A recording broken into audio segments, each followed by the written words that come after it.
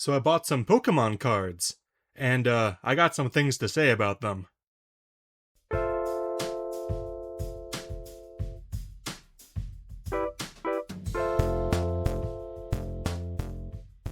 Hello, hobby friends. Welcome to this video about Pokemon cards. This is normally a miniature-focused channel, miniatures and models, but this is the premium figure collection. So I'd say it counts. I mean, look, there's a miniature in there right there. So, I mean, I would say this counts as a miniature product. It's totally on brand. Let me know.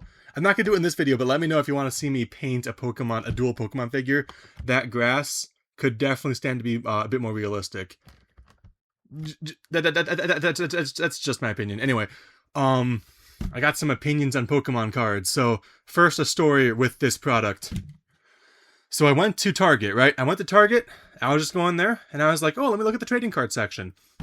So I went to the trading card section, and they had these cool boxes, and I was like, oh, cool, evolutions. I love Espeon. Espeon's cool.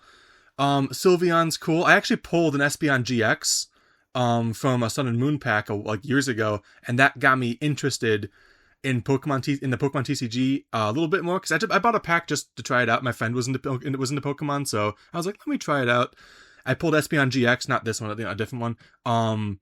And I was like, oh, this is so cool. And that got me into the evolutions in general, so now I'm a fan. It turns out I'm not the only one who likes them, hence the all the pack wrappers all have evolutions with crystalline crowns. It's a little over the top, but okay.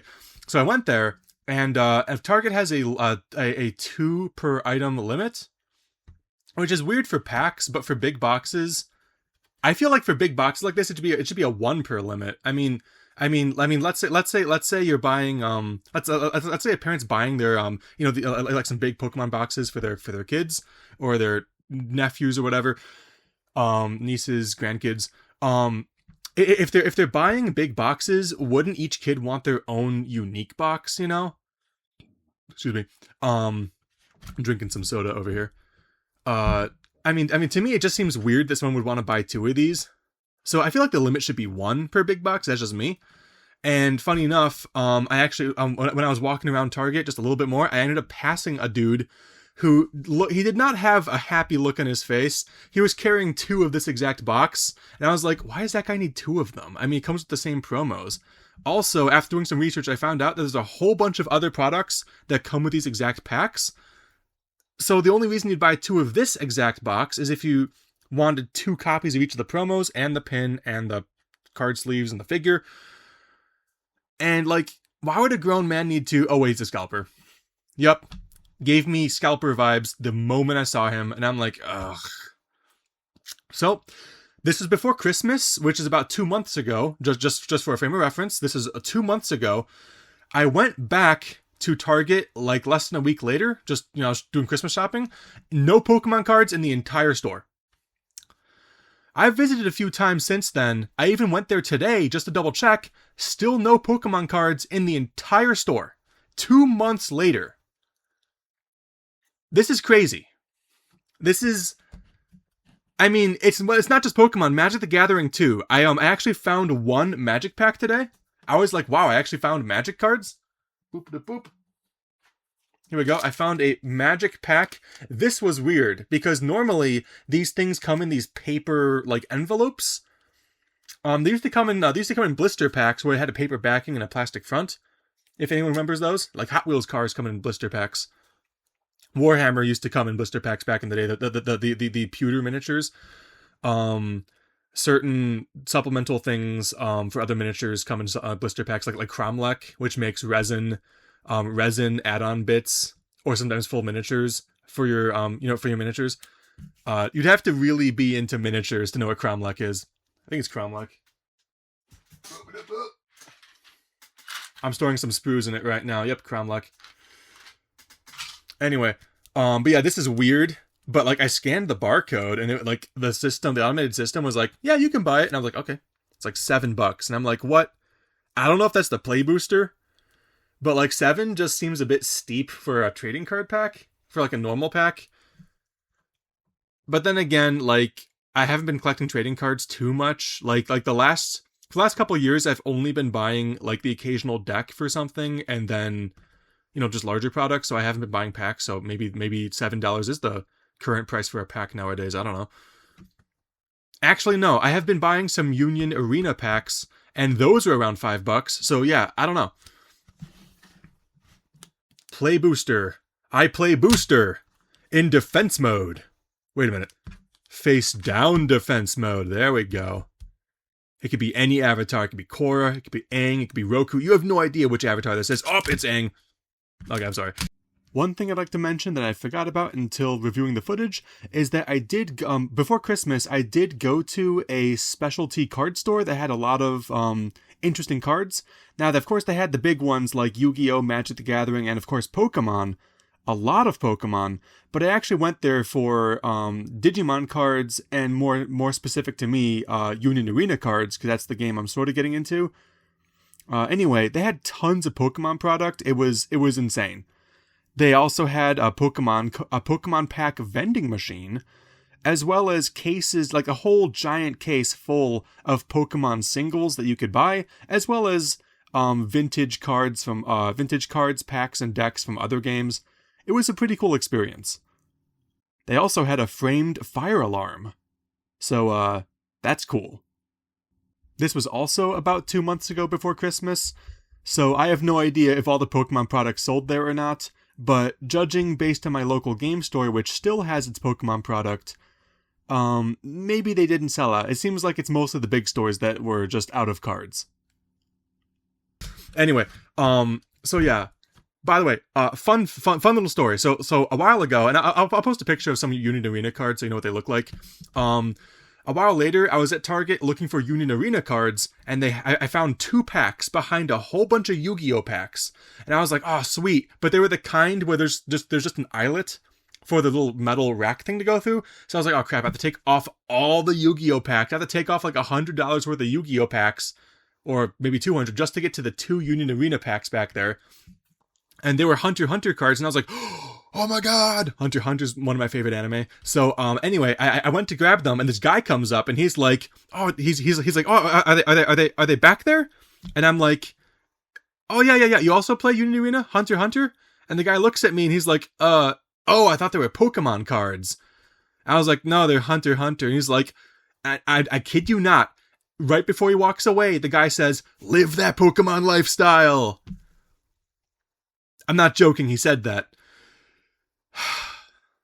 I get the feeling that guy doesn't play the TCG, like he just collects the Pokemon cards, and there's nothing wrong with that, but part of the problem with Pokemon is that it's become way too popular.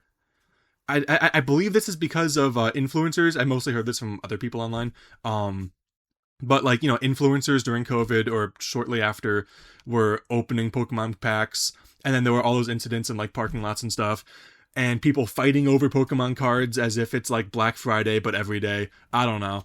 It's just, I feel like the TCG has gotten too popular. And of course, if you're familiar with the Pokemon TCG, you know about scalpers. Scalpers are just the worst. My solution is to just not buy from them, because every time you buy from scalpers, you just perpetuate the whole scalper problem. And I know what you're thinking.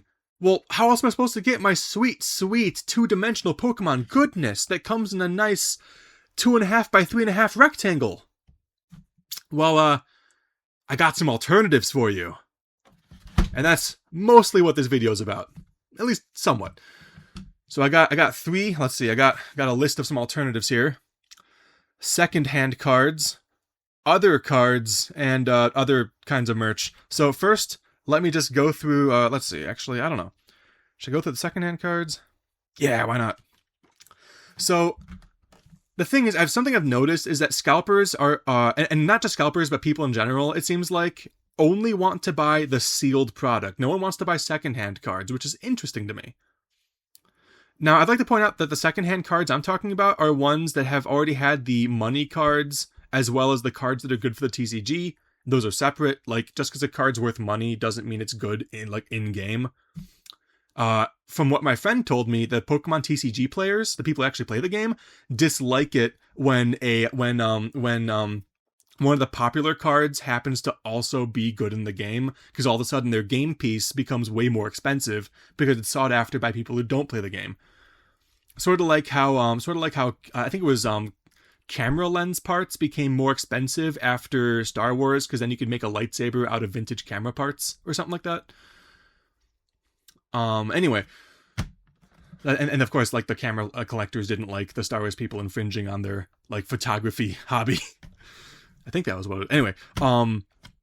But the thing is, if you're like me and you just like cards that have Pokemon on them, then secondhand cards that already have the shiny rare cards plucked out of them are still fine.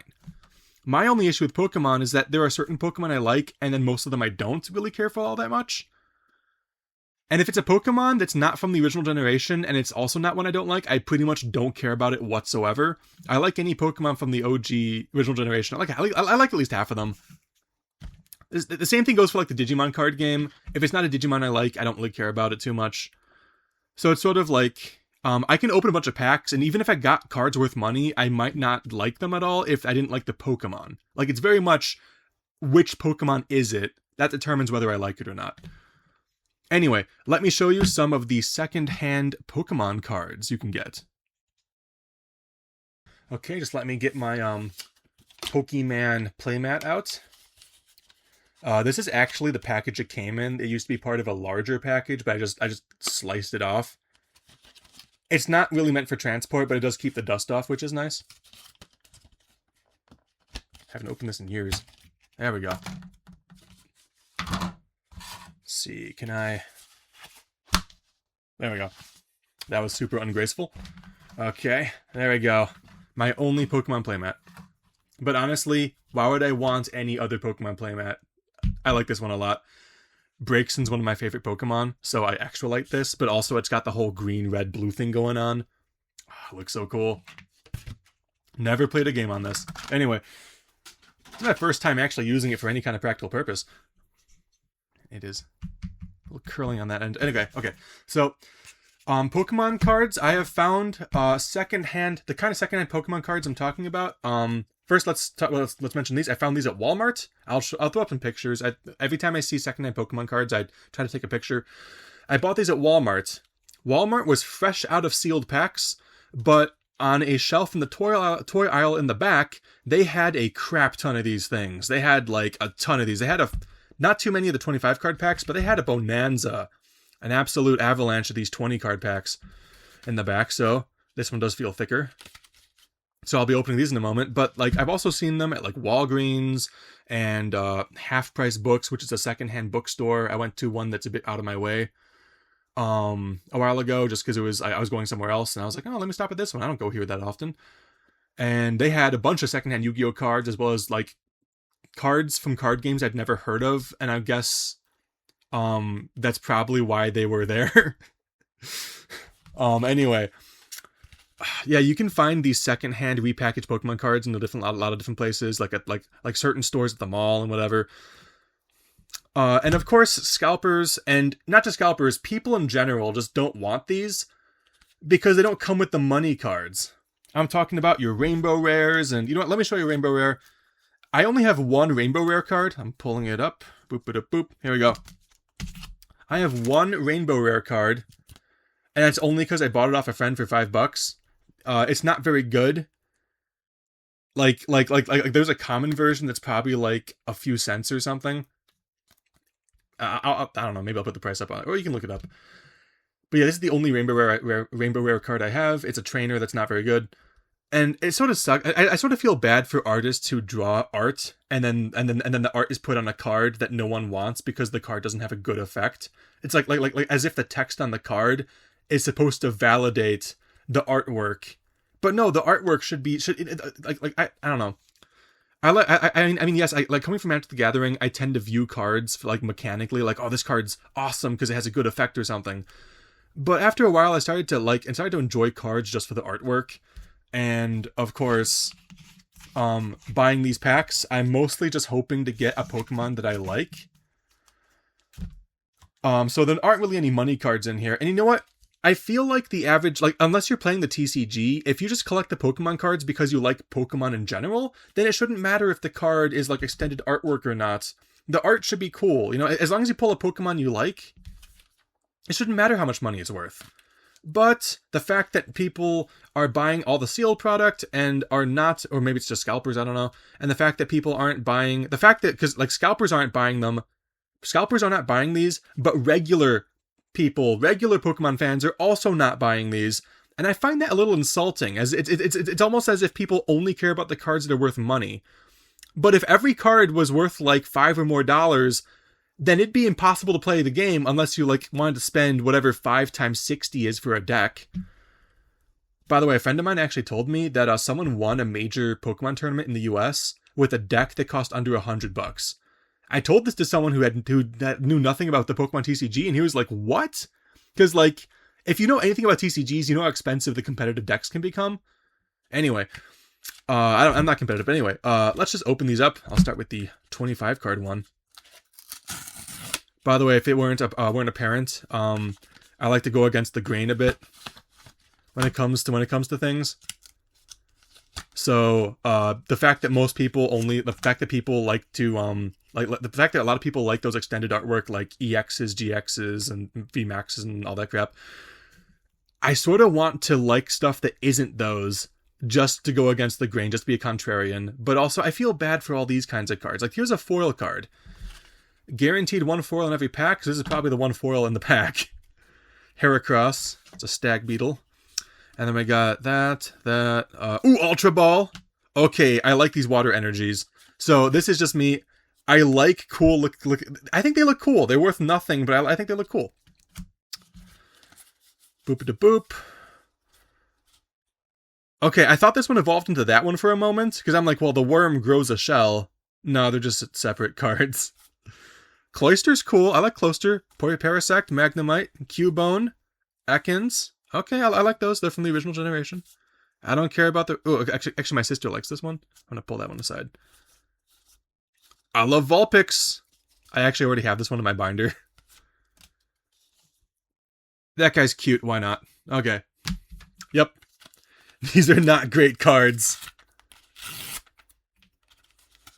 My arms are killing me, but if I rest my arms on the table, the camera's gonna shake, so I don't know.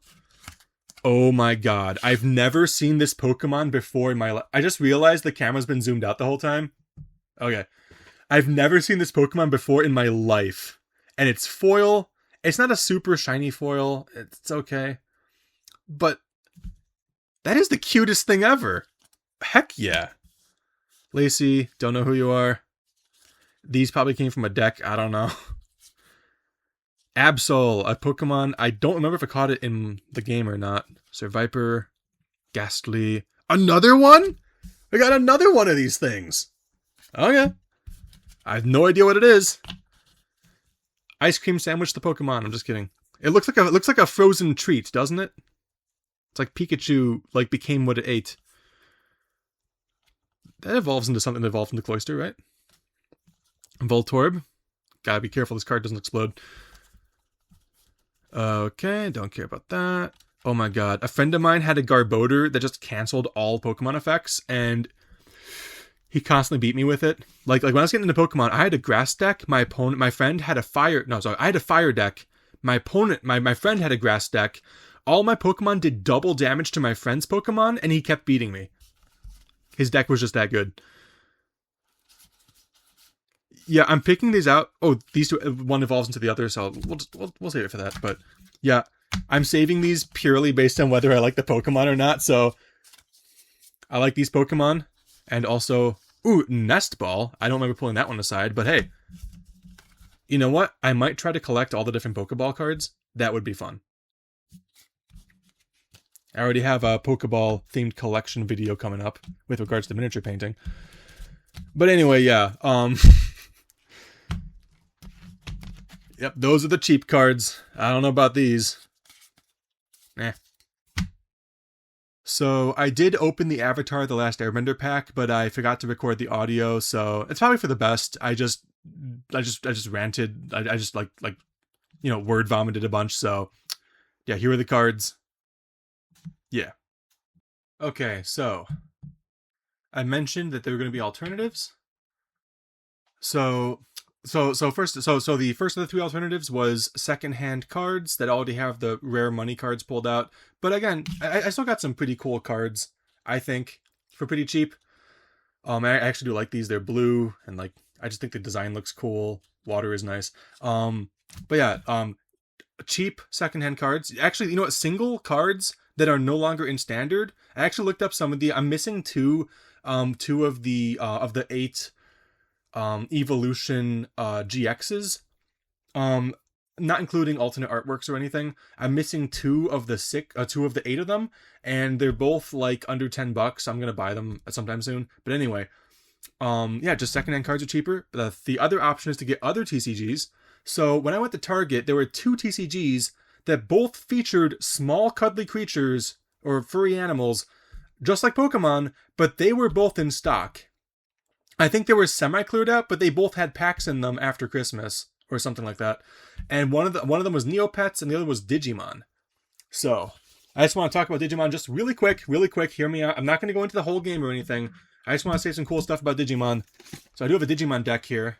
Randomon's one of my favorite Digimon. She serves as sort of like she's sort of like RC from Transformers Prime, where she serves as like a surrogate parent or something. Although Jack in Transformers Prime already has a mom, but I guess she's just aware a lot or something. I don't know. Anyway, Digimon, if you can't find Pokemon cards, try the Digimon game. It's pretty cool. It has a much more forgiving evolution system than Pokemon does, in my opinion. In Pokemon, when your Pokemon with all its energies on it dies, all the energies you put on it just go to the graveyard. Going from Magic to Pokemon, it was weird to see all the energy cards just dying when my Pokemon dies. I mean, for example, if I cast a creature in Magic the Gathering for 2 mana, when it dies, I don't destroy 2 lands. That'd be so punishing. But that's how it works in Pokemon. Anyway, they have HP though. I don't know. Anyway, in Digimon, so you can basically play Digimon for a certain cost, and you have this cost meter, right? So I have a penny right here. Actually, you know what? Better. I have a little blue gem. Just randomly. So you start with this marker in the middle or something. I forget the exact way it works, but let's say you have two this is called memory. Let's say you have 2 memory to burn. You can play one of these for like 3 memory, and then it goes boop, boop, boop. And then once it goes into negative, the negative memory on this number line is positive memory for your opponent, and that's why the numbers are upside down. So my opponent now has 1 memory. I'm probably not explaining this well. And if they play a card for like 2, then boop, boop goes back to me. Now it's my turn. And there are cards that can increase the amount of memory, but the thing is, you can go super into the negative, because that's just positive for your opponent. So let's say, basically you can play, just like in Pokemon, a smaller card, and then you can level it up with a much larger one over time, over multiple turns, and they will have these inherited effects, which acts like the there's a mechanic in Magic that acts like it, or like think Pokemon Break in Pokemon, how like if you put a Pokemon Break down. You put it down horizontally, and then it has its effect, and then the other one's effect as well. But all Digimon work like that. And the cool thing is that if you have a Cloyster, you can just straight up play it, or a Charizard, or whatever. You can just straight up play any evolution of Digimon at any point in time. But if this costs, let's say, 8 memory, and I'm at 2, I go boop, boop, boop, boop, boop, boop, boop, boop. There we go, all the way to -6. And now my opponent has 6 memory to work with, and they can play like 3 cards before they go into negative back to me. So that's the cool thing about the Digimon memory system, is that you can basically go into debt, and your debt is extra money for your opponent. I just think that's really cool. Check out the Digimon TCG. It's a Bandai game, and I think it's Bandai? Yeah, Bandai. A lot of them play similarly. One Piece, I believe, is also a Bandai game. Union Arena, which does a bunch of different animes. I think that's Bandai as well. Could be wrong. Whoops. Anyway, just wanted to show you guys that. My friend ordered this custom playmat, but then he just gave it to me for some reason. I guess he got a different one he liked more. Anyway. Just gonna roll this up. I could do this off screen, but then you wouldn't see me struggling to roll it up. Which, I don't know, maybe you find that funny. One time, one of my opponents had a really nasty outburst at a game store. My friend was like, I want to leave. And I tried rolling up my playmat, but I just bought a container for it at the store.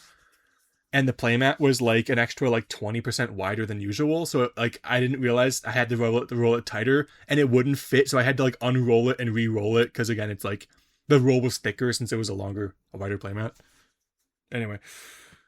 So if you can't find Pokemon cards, again, the first alternative is to find cheap secondhand cards. You might not like these if you want to play the game or like, for example, if you want to invest into Pokemon cards as if there's some kind of like financial resource. I'm going to be talking about that in a moment. Just my own opinions. The second alternative is to have alternate card games. And the third alternative is to have alternate Pokemon products that are not trading cards, but are still physical products you can mess with. So here, I have these Pokemon, Let's Find Pokemon books. They're sort of like Where's Waldo or I Spy, I guess.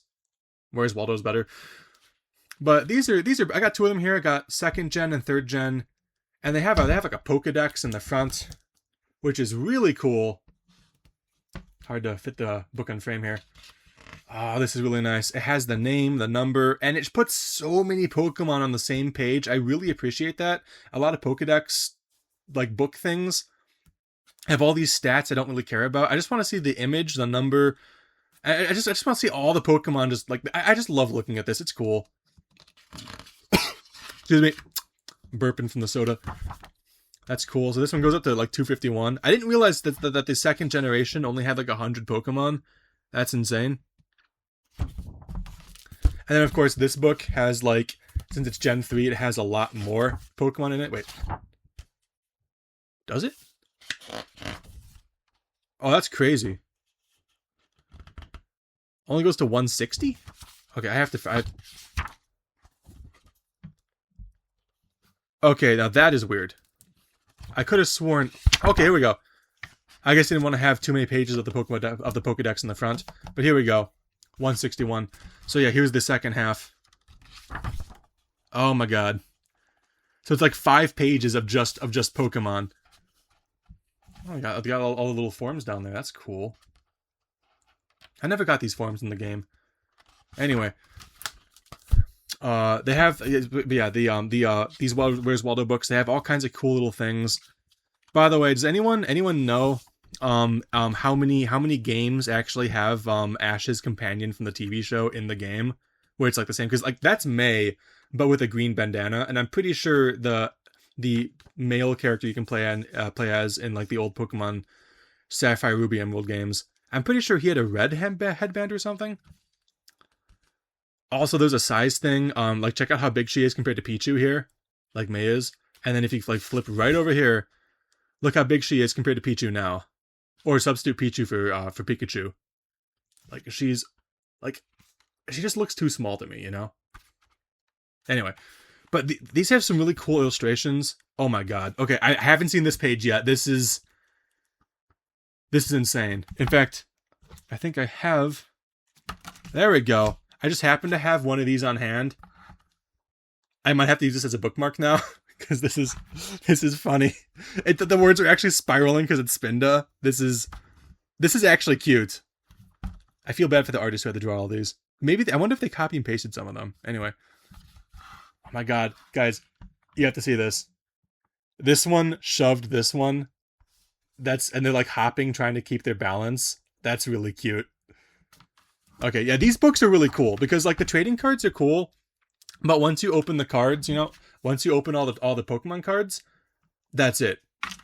You have the fun of putting them in a binder or some other Pokemon storage thing, but these books are nice because you can just keep looking at them for hours. It's almost like a paper version of the video game. Not really, but you know, like in the sense that like it occupies your time.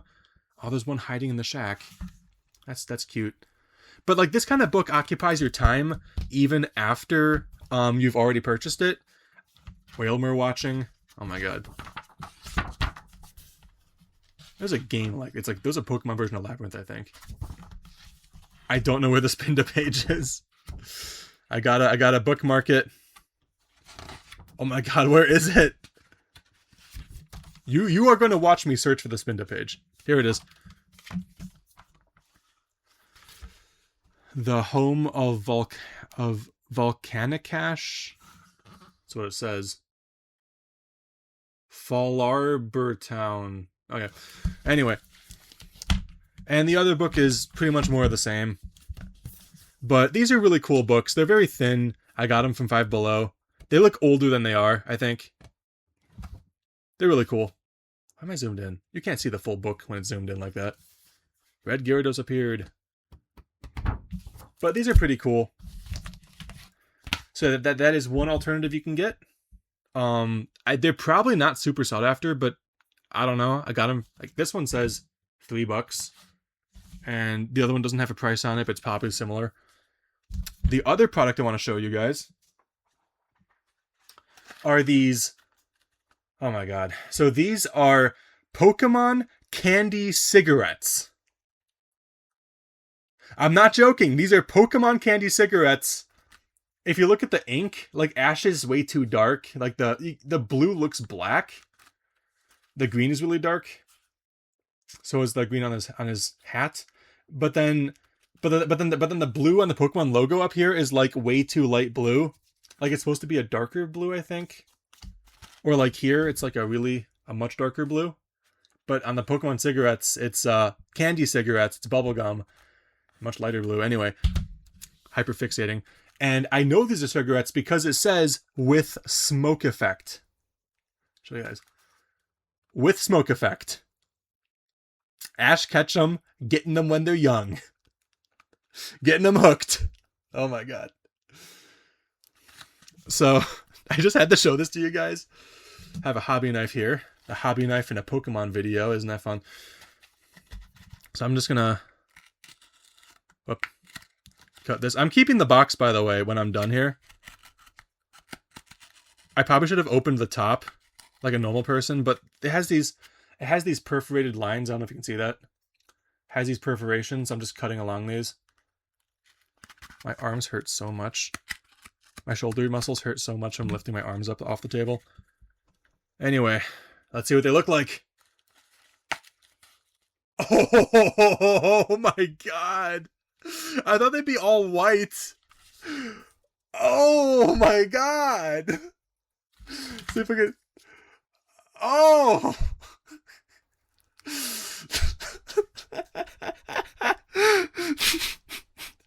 I didn't think they'd look quite like this.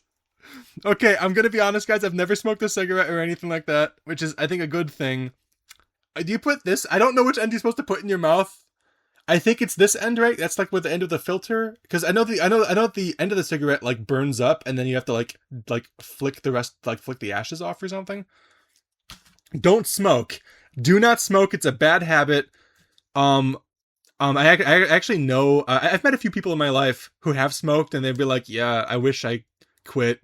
I know someone in my life who started just to show someone in their life that it was possible to quit, and then they end up not being able to quit themselves. Don't smoke cigarettes. That being said, oh my god. So I'm going to have to show you guys. Let's see. You guys might see part of my face here. It says with smoke effect. Let's see how much of a smoke effect it has. It's gonna... Oh. Did you guys see that? I'm going to do one more. I'll do one more. It looks like it's one puff per cigarettes. Okay, I'm going to have to scroll through the video to see if you can see that, but that is crazy. That is crazy. Yeah, it's one puff per cigarette, but I got 8 more. I think I'm actually going to eat these. Let's see. How do I eat? How do I open these? Oh, God. Can I even open these? There we go.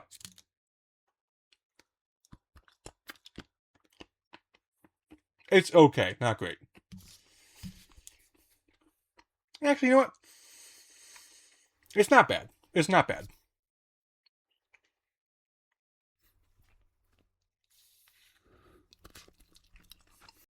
So there you have it. The 3 alternatives. The cheaper cards that no one wants. The cheaper Pokemon cards. Alternate TCGs and Pokemon products such as like figures, the Where's Waldo books, and the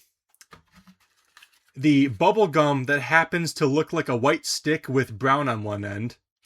Totally not a carcinogenic substance. Anyway, so I do want to mention some other things. One of the times I went to Target when they had no Pokemon cards, I went to the back and they had a 50% off sale on all their Mega Bloks Pokemon stuff, which is pretty much just the small little guys in the Pokeballs. Excuse me. And I was like, wait, so no one wants the Mega Block Pokemon stuff, but people are just like climbing over each other to get the cards. I'm like I don't know. I guess it's not specifically Pokemon that people want. It's the cards, which sort of implies if people don't want the cheaper cards and they don't want the non-trading card Pokemon merch, not a great example, but you know what I mean.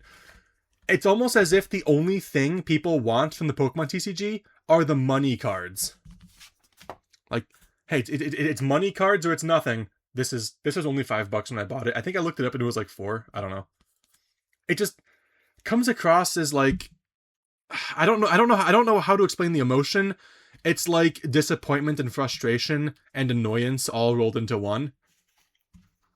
It just, I don't know. I guess that means more Pokemon bubblegum sticks for the rest of us. If people don't want the non-Pokemon TCG merch, I don't know. Anyway, I do want to show off a few of the cards I have for my own collection. Oh, wait, I almost forgot. One other alternative are fake cards. Let me see. I got a fake card here somewhere. Here we go. So this is not a real Pokemon card. This is a Gardevoir and Sylveon GX card. Well, it's pretending to be one. There was a pack art that actually had the tag team Gardevoir and Sylveon GX on the front. I wanted to pull it. I didn't. I only bought like a few packs. It is what it is. I might buy a single later, but like, I don't need it, you know? This is a nice alternative for someone who, I got this for like less than $1. A nice alternative for someone who really likes Sylveon and Gardevoir, but doesn't have the card or doesn't want to pay for the card. I don't need to play it in the game. I just want something that has some cool art on it I like. And you know what? Sometimes when I see a new Pokemon card and I'm like, oh, it's going to be so expensive to buy that, I just think to myself, I could just print it out. In fact, you know what? Here is this isn't for like an existing game or anything, but here's a custom trading card I made. I drew the art. I actually printed it on a special reflective paper I got from a craft store. And it's so foil you can't even see what the card is, pretty much. I'll put a picture on screen of what the actual image is supposed to look like. But anyway, you can make your own foils. Like, I made this. I actually sanded the surface, and then I either sanded the surface or I sprayed it with dull coat with like a transparent matte enamel spray paint or something. And that gave the printer ink, because I ran this through the printer, enough of a surface for it to grab onto. So basically, you can buy transparent matte finishing sprays of various kinds and potencies. I mean, if you're into miniature painting, you already know that. Like matte varnish basically. But if you put that on one of these, then the printer ink has something to grab onto, and it won't smear and bleed all over the place. And then once it dries, that's when you put like tape over it. And I actually have this double or triple sleeve. I think it's double sleeved. But you can make your own foils. Just print them out. Actually, you know what? You might as well find some custom art. Or if you're an artist, draw your own custom art. And I'm an artist, so I can draw art. Sort of. I'll post some. I'll put a picture of some of my art on screen. But anyway, you can make your own art. And then just print out your own cards. And then you have a one-of-a-kind card. No one else in the world has this card. It's only for me. Of course, because it's not in demand, it's worth nothing. But anyway, alternatives. You can make your own cards. You can buy fake cards. Here are 2 fake cards. So these are metal cards. I looked up a while ago. I never actually looked up the originals. I paid $8 for each of these. They're on metal. You can actually, let me see if I can get a twang. Couldn't get him to twang. Maybe if I hit him with another piece of metal. There we go. Well, enough fumbling around, but yeah, these things are made of metal. They're pretty heavy for a card. If I handed this to someone, they'd be like, whoa, that's heavy. Anyway, the actual versions of these, I should probably zoom in. I'll put the price on the video and you can make of it what you will. I paid $8 for these, and I believe I saw this for 120, but I could be a little off, or maybe the price has changed since then. But I got Glaceon and Espeon, and I think they had one more, but at $8 a piece, I'm like, that's still sort of pricey for me. I also have this card, which is not Pokemon. It speaks for itself. It is a Kiza from Pokemon 5Ds. I actually have a box of 5D, so it's this character right here, Akiza Izinski. That's the English name. Anyway, this is her cosplaying as a dark magician-esque kind of character. You can see the hat and the staff. I feel like this fits her a lot because she had a whole witch aesthetic going on. In the show. But anyway, I bought this, and like, you know, like the thing is, this isn't an official Yu-Gi-Oh card, but I still value it. I also have these cards. These are not official Pokemon cards, but again, my favorite Pokemon, I got Alolan Vulpix and I got Braixen, and they were out of stock for the lady who drew these at a convention. I have no idea what her name is, so I don't think I can get the final one, which sucks. But so I don't have the Braixen, but luckily I have the Braixen. I didn't get the Delphox. Delphox is the third form. I do have the Braixen right here, and these are pretty much my two favorite Pokemon, so I'm pretty happy. I'm really happy to have these, because I'm willing to bet, because while this Vulpix looks really cool, I bet more people have this Vulpix V-Star than people have... I think there are more people who have this than there are people who have this custom Alolan Vulpix. So I'm really happy to have these in my collection. I could round the corners, but I don't need to. Again, these aren't for playing. These are just for looking at and collecting. And they are called collectible card games, right? Well, some people call them trading cards. Does anyone actually trade their cards? I feel like people only trade their cards to get value, to recoup value when they pull expensive cards they don't like. That's just my interpretation. But anyway, I got these 3 cards from one of my friends. Again, I like... apparently, Serena does canonically end up with Ash. I heard they have a kid, but I'm not sure if that's true. But anyway, yeah, these cards actually came with the playmat, or with the thing the playmat came in. So there are 6 of these cards in total. There's 2 variants of each of these 3 tag teams. Oops. So I have both variants of Braixen and Charizard, and I'm lucky to have these because if you guys aren't aware, there's a thing in the Pokemon TCG called the Charizard tax. You could have 2 identical Pokemon cards mechanically identically the same, but if one card is like a random Pokemon and the other one's Charizard, the Charizard one will cost more even though it's mechanically identical to the other Pokemon. So that's the Charizard tax.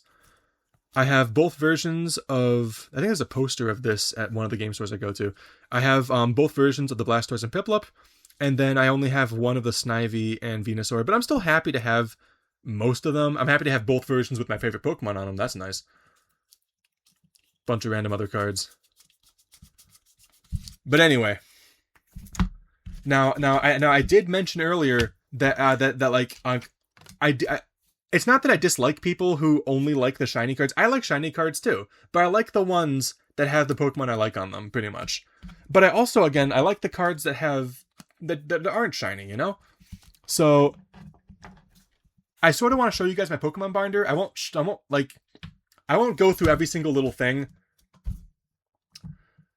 I should probably end the video clip here and just start a new clip. I'm gonna do that. So I'm gonna show you guys my Pokemon binder, and then afterwards, I promise I will get to opening the thing I showed you at the beginning. In fact, I have a fun thing I'm gonna do with one of these packs. A really fun thing you've probably never seen in any Pokemon TCG video before. The reason I'm showing you a whole bunch of different stuff is because it's all related to... I think, like, to me, this is all related to the idea that it's hard to find Pokemon cards, and that's related to the idea of the concept that people are chasing the money cards, and then scalpers are tied into that. Really quick, I do want to point out that I went to Best Buy today to buy a new cable to connect my microphone to my computer, because I lost mine, I misplaced it, and it's a USB-A to USB-C adapter, and the one I use for my to charge my other stuff, charging cords, like different USB cords have different amounts of like data transfer ability, and if you use a cord meant for charging, it's not necessarily going to give you good transfer speed. In the case of my microphone, I had a lot of audio beeps and burps like going on in my audio. I just liked that. I tested my audio for I tested my microphone for 2 minutes earlier before this video, just to make sure that I could have like if I had 2 minutes of recording with no beeps and bops and stuff, beeps and boops, boop boop beep, beep beep boop bop, Mr. Krabs. If I didn't have any beeps in like 2 minutes, I figured it should be fine for the whole video. But yeah, anyway, I went to Best Buy to get the new cord. I'm glad I found it there, because otherwise I'd have to drive out to like a more distant store, which I know would have had it, but I didn't want to drive like half an hour over there or something, or 15 minutes. Anyway, when I was there, I have some pictures. I'll put them on screen. I found the Currency TCG. The Currency TCG, and this is I don't even know how I don't even know where to begin. I feel like it's what the Pokemon TCG is becoming, but without the Pokemon aesthetic. So just imagine Pokemon cards and all the scalping and everything, just without the Pokemon. It's just cards and scalping. So no Pokemon, just cards, blank cards.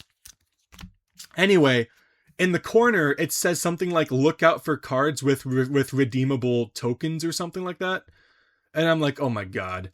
So I saw they had like something that looked like a Magic the Gathering bundle or Pokemon Elite Trainer box, but I'm at a loss for words.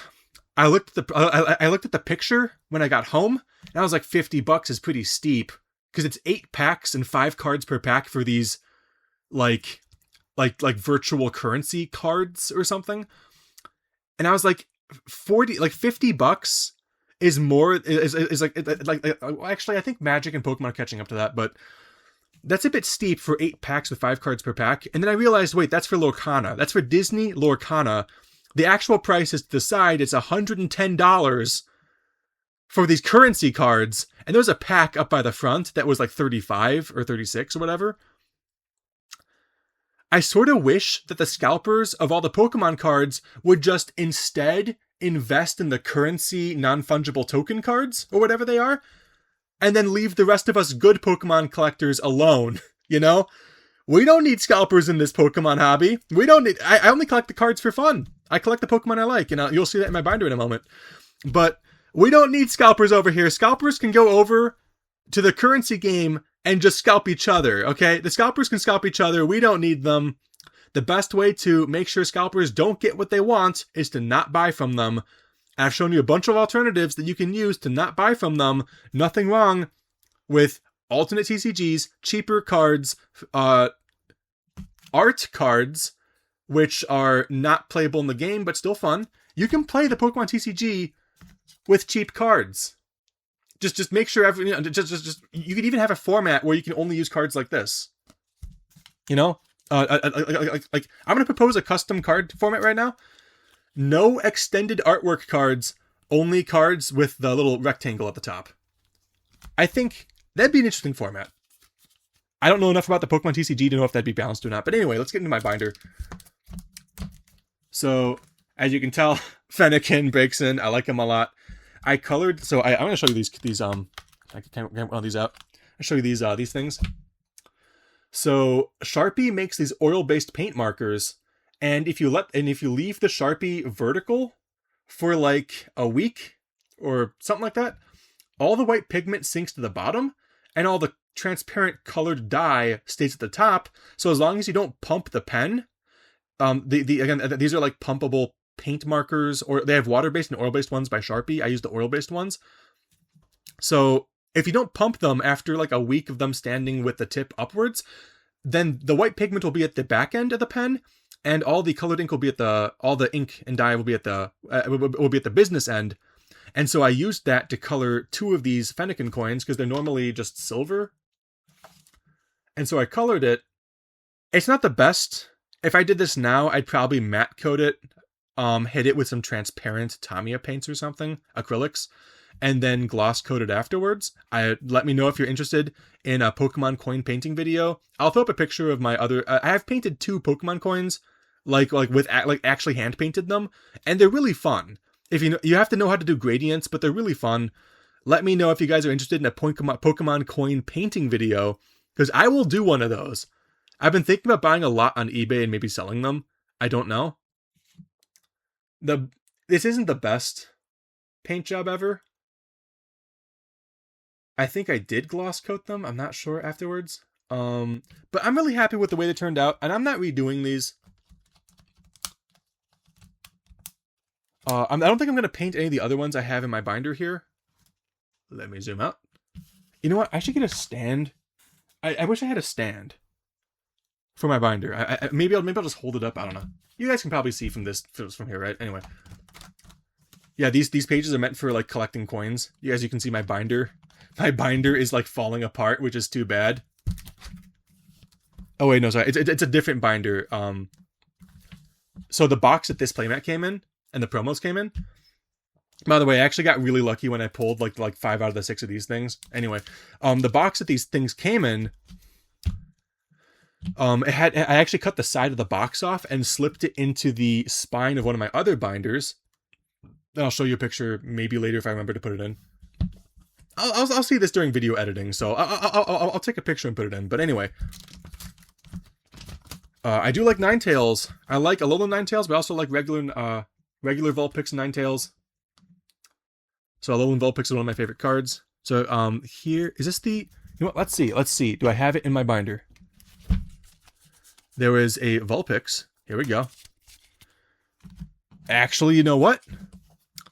I don't think I have it in my binder. Let me check the next page. I might have it on my next page. Nope.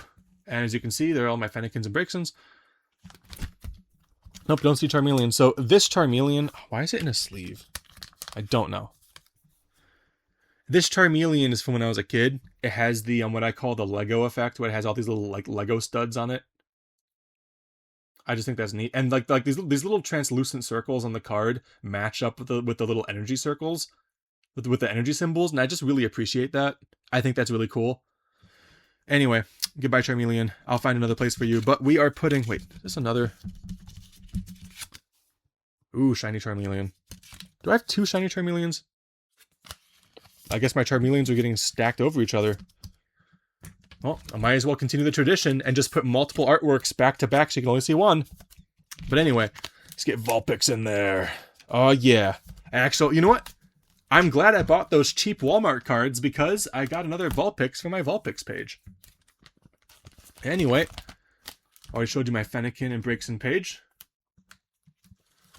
Oh, by the way, I do have a story about this Fennekin, so I will scoot up to the... Here we go. I'm going to take out this Chikorita right here. There we go. I'm going to show you guys these 2 cards. This is something I've never seen before outside of these 2 artworks. So here we have... I'm going to zoom in. We have Chikorita and Fennekin, and you can see they are in each other's artworks. In this first one, and let's see, they are from 2016, okay.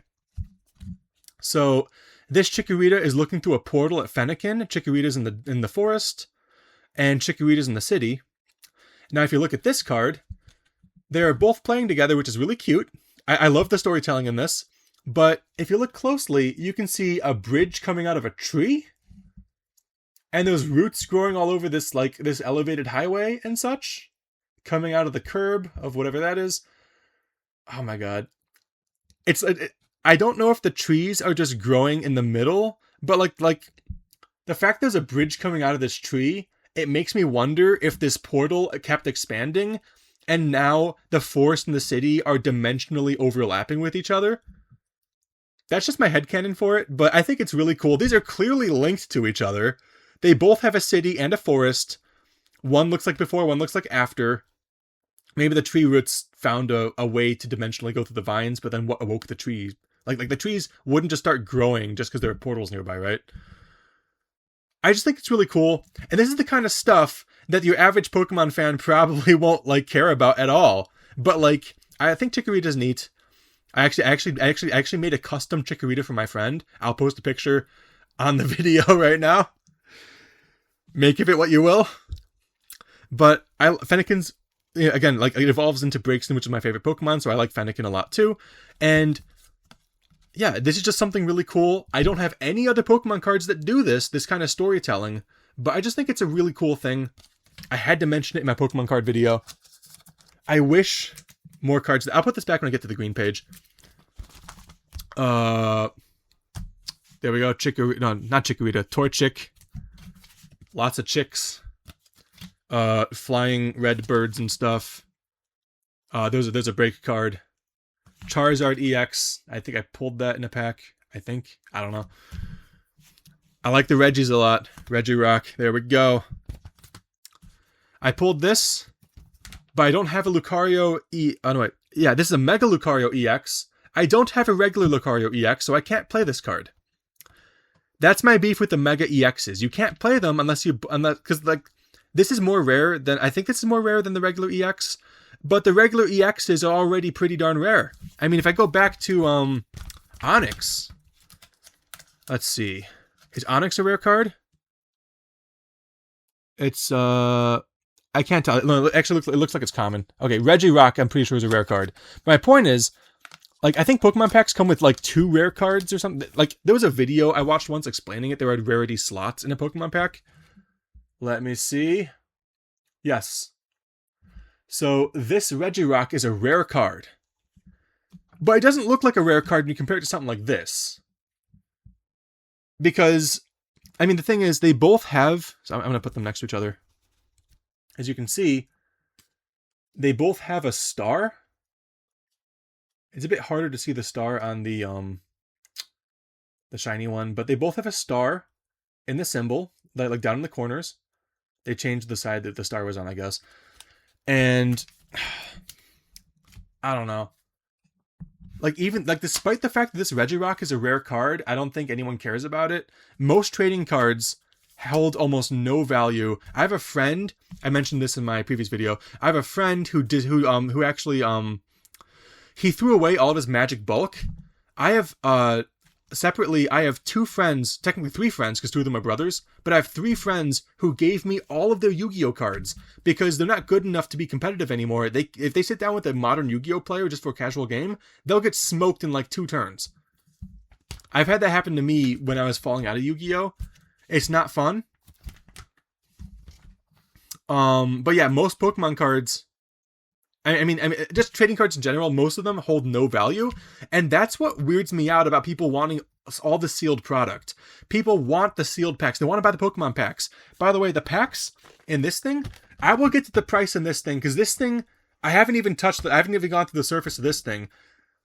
I paid a normal price for this. I think I paid between 70 and 80 bucks.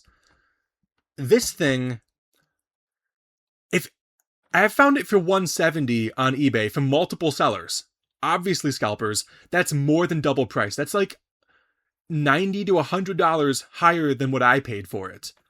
I only bought this because it was, and to be honest, when I bought it, I thought it was a little pricey. It does come with 10 packs.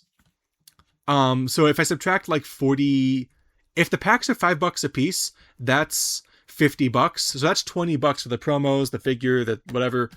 I think I paid 80 after tax or something. I don't know. But scalpers are buying all the sealed packs because people want the sealed packs. People want the sealed packs. I'm not saying it's wrong to want sealed packs, but most of the cards you open end up being worth nothing. Like, I was at a game store once, and I'm just double checking it's recording my volume. Okay. I was at a game store once. Sometimes I forget to hit record on the volume. I'm recording the video and volume separately. The video and audio separately. Anyway, I was one time I was at a game store and I was doing something. I forgot what it was. I overheard someone saying that they don't buy singles for trading card games in general. They don't buy singles unless the singles are $2 or more.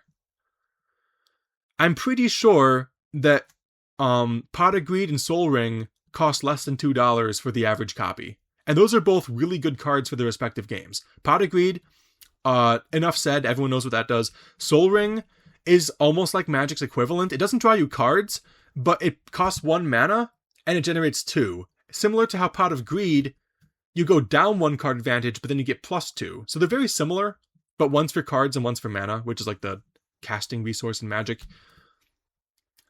But those cards, like, they're not good enough to sell to some game stores, I guess. Most of these cards in my binder, I wouldn't be able to sell them to a game store. They're worth nothing. And honestly, most, like, at least half of them are just way too old to be They're, they're probably just disqualified from being too old. I have cards in here. Actually, you know what? How old are my Torchics? I'm just gonna grab this one. So this is a Pokemon E card. I have a version here that's not E. That's what I call them. So here's an E version and a non-E version, and the difference is that this Torchic. Does anyone remember the E cards? I remember, because I had a few when I was growing up. They have this code on the bottom. You run it through a scanner that you plug into your Game Boy Advance or Game Boy Advance SP, and then you would get something in the game by swiping this card through the scanner. And those are the Pokemon E cards. Or at least that's what I call them. Who knows what the E stands for? I have no idea. Maybe evolution? Anyway. Oh yeah, sorry, the year. What year is this from? I don't know. 2003 and 2004. So yeah, I have cards that date back to 2003 in here. Some of them. Not all of them. Most of them I don't, but they're not worth anything. These cards are most of these cards are basically garbage. But just because you can't sell them for money doesn't mean they're not worth something. I think Lucario's cool. I think, I think I have a whole page. I actually got this one recently, I think. But I have a whole page for Chinchou, I think is how you pronounce it. Chinchou and Lantern. Wait, sorry. It's still zoomed up. I'm sorry. Chinchou and Lantern. I have a whole page just for these cards. I think they're cool. A lot of the pages in this binder are just, I had a lot of copies of the same Pokemon. I think it's cool that there's a water Pokemon that is in the electric type. This one, some of these actually have water energy moves or whatever. Anyone remember Poke Powers and Poke Bodies? Here's a Poke Body for you. The Poke Powers were red. I think they're all just abilities now. When I was a kid, I didn't know what the difference was, and I think there just is no difference. Now here, I gotta show you guys one of my all-time favorite cards. Steel Electric type Gyarados. I don't think it's in the sleeve, so I'm just gonna leave it in there. Oh, I love this card so much. I pulled this in a pack when I was in the car. I was a kid. I opened this in the car in a parking lot for the grocery store. And I pulled this and I was like, oh, it's so cool. This attack is way too much energy for 80 damage. But you know what? Just because and it only has 90 HP compared to the 300 HP Pokemon have nowadays or whatever it is. Actually, how much does this have? Yeah, 270. I'm not far off. And these cards are from 2019, so anyway, 90 HP is not very much. I had actually bought this Magikarp when I was an adult in college. I thought you had to, when I was a kid, I thought I had to have a steel type Magikarp to evolve Gyarados. Turns out Gyarados evolves onto any Magikarp, doesn't matter what the type is. So this is one of my all-time favorite cards, sentimental reasons, and also it looks flippin' cool. I love this card. Cards didn't have to be extended artwork back in the day to look cool. Normal, just rectangle-sized artwork, it looks flippin' cool to me. Also, Surfing Pikachu. I have 2 Flying Pikachus in here. This is not the original. The original's lot. I think this is a new artwork. Anyway, I'm just gonna flip really quick through here's the Mega Venusaur EX that I can't use, just like Lucario, because I don't have a Venusaur EX. I have a regular Venusaur, just not the EX, so I can't use it. I have the card that goes with Mega's Venusaur EX to prevent my turn from being instantly canceled the moment I play this. Don't have it though. Red Latias, and I have Kyogre EX. Uppercase and lowercase are different. They brought lowercase back, so I guess this one's. Well, they brought lowercase EX back, so this is the only original lowercase EX card I have. Kyogre was my favorite legendary when I was a kid, so when I pulled this as a kid, I was flippin' losing my mind. Look at the border. It's holographic with little speckles on it. It's a really dark looking artwork. It's very hard to see Kyogre. I don't think Kyogre's foil. I think but the artwork's very dark. It's very hard to see Kyogre in this one, but I love this art. I don't think it's a very good card in game. It says something where as long as Kyogre has one. Oh yeah, okay. As long as it has 1 or less energy attached to it, retreat cost for each of your Kyogre EX is 0. I used to think that meant that it only worked if I had multiple Kyogre EXs, and I thought that was a dumb ability. But I think it applies to itself, And then if you had two of them in play, they'd apply to each other. Like, there must have been a different version of Kyogre EX back in the day, because otherwise it would just say itself, and like there'd be no need for them to affect each other. And this clip is going on way too long. This is gonna be a long video.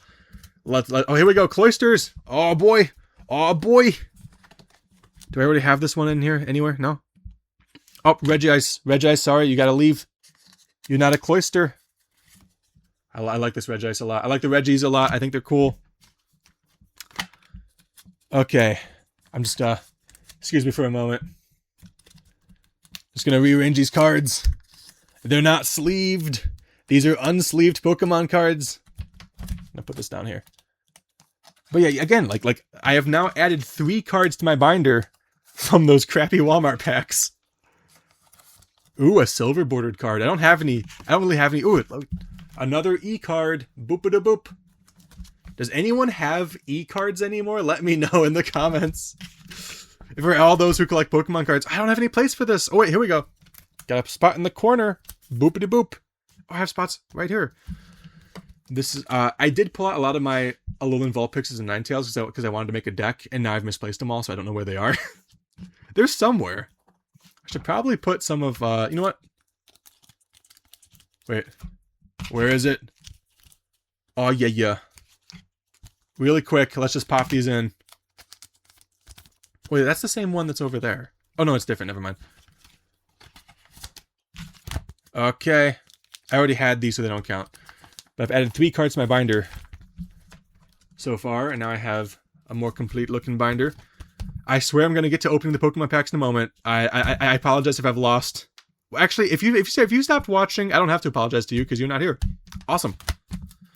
I like the Unknown a lot, and I like Wobbuffet a lot. So I have a whole page of Wynut and Wobbuffet.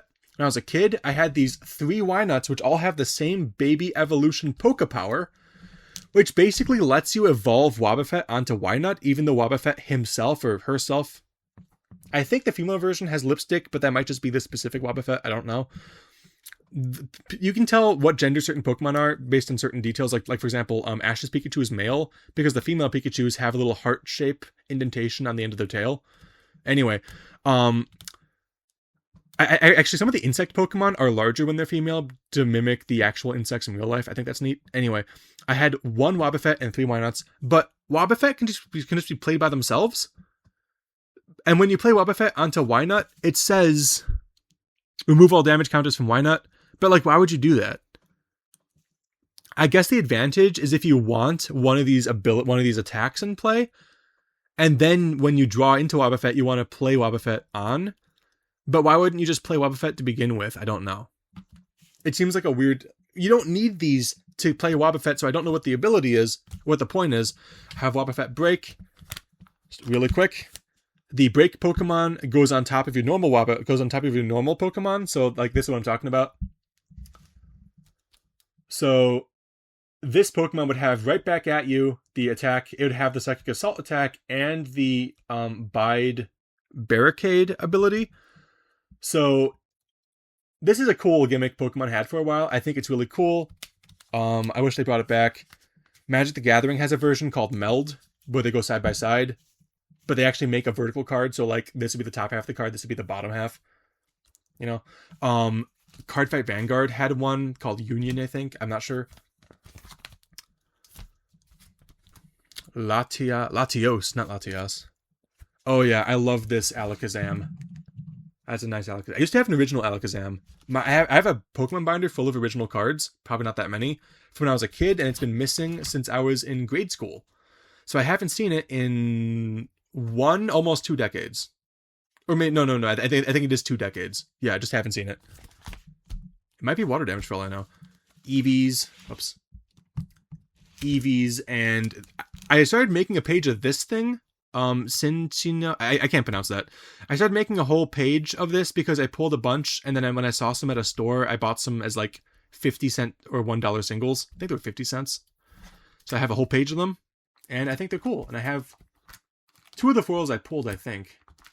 I've got 4 foils of them. I think they're cool. I like Porygon and Polygon. Wait, not Polygon, sorry. Porygon, Porygon 2, and Porygon Z. Because 3 just wasn't good enough. They had to go with a Z. Looks cool though. I think I did watch the band Porygon episode at one point. It was okay, not great. And here's one of my favorite pages in the whole binder. Got my errands. I don't know how they're actually supposed to be pronounced. It's not pronounced Aaron, but I love calling them Aaron. And I just want to point out... Oh crap, my phone's running low on battery. I want to point out this one card. I like this Aaron a lot because it shows Aaron from like this interesting angle, and you can see that the fact that like Aaron's eyes are actually set into the metal exoskeleton. The other Aarons just show a black circle around the eye. This one shows it a little bit, so does this one down here. But this Aaron does such a good job of showing the depth of the eye sunken into the steel carapace of the head. I love this artwork so much. It's so cool. This is the kind of stuff where I'm like, you know what? This card's worth nothing, but it's worth something to me. I also love how they're like since I was a kid, I had 2 different Aarons that actually had a Pokemon, a train track on them. And this one's pulling an Iron Giant where it's about to derail a train. Yeah, this might not end well. Hopefully they see the Aaron on the track and then they stop and then they're like, oh, the rail's bent, and then it becomes a whole Pokemon episode. Team Rocket shows up. I don't know, tries to steal Aaron because they're like, oh, it can bend train tracks. The magnetic Pokemons. Anyway, pretty much done. Just a bunch more stuff, and here we go. My Evolution GXs. I have 2 different Espeons, so I'm gonna have to take one out, and then put Eevee in the center when I get the Flareon and the Jolteon eventually. I didn't buy them initially because they were too expensive, and they each came in a $40 box. This Vaporeon GX came in a $40 box with like 4 or 5 other packs, and I wasn't gonna spend $120 just to get all 3 because I felt like that was too much. Well, as it turns out, they're worth less than $10 a piece, so I guess I made the right call. At least now they are. These cards are from 2015, I think? Something like that. Anyway, got a VMAX. Oh no, just a V, not a max. And then energies. I pulled this energy when I was a kid, and it's one of my favorite. It's my favorite water energy to this day. I love it. And I started collecting the Rotoms, actually. A little bit. Anyway. Pokemon Fossils. I think this card used to be worth money, but now it's like I think it's $4 now. It's one of those cards that has a raised texture. If you're not into the Pokemon TCG or into Yu-Gi-Oh, you might not be familiar with cards that have raised texture. But it looks like the thing has a thumbprint. That's a raised... If I took it out of the sleeve, I'd be able to like make a little sound by moving my fingernail over all those little like all those little like ridges and troughs. If you put it on the record player, it actually plays a song. Just kidding. Anyway, let's get on to what you've been waiting for and what I've been waiting for. I actually forgot. Where's green? Oh, by the way, if you couldn't tell, I actually put these in rainbow order. So I have red, then orange, then yellow, then green, then blue, then purple, and then all the other ones. Oh, that's why I forgot, because there was another copy already there. Okay. But yeah, I like the fact that you can put these in rainbow order. I really like that. Just one of those things that's like mildly satisfying.